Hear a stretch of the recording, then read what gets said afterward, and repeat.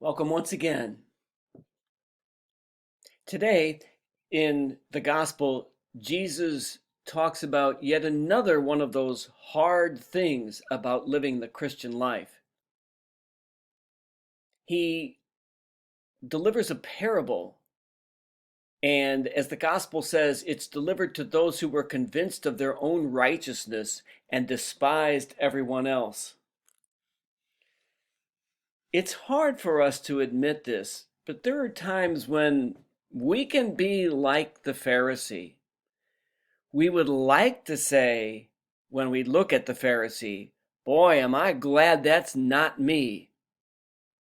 But I know I at least have to admit there are times when that is me.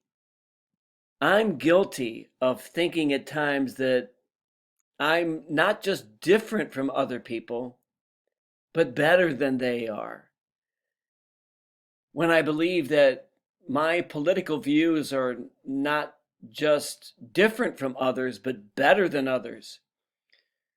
When I believe that my views on religion are not just different from others, but better than others. And I'm especially guilty of this when it comes to the younger generation. I look at them and say, oh, gee whiz, thank God I'm not like that.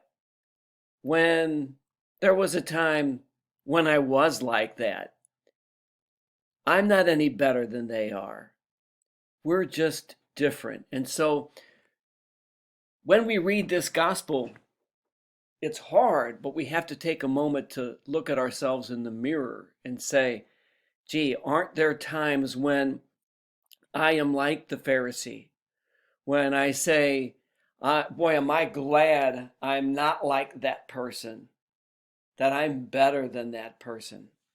That's one of the hard things, admitting in humility that sometimes we commit the same flaw, the same sin, if you will, as the Pharisees in today's gospel reading.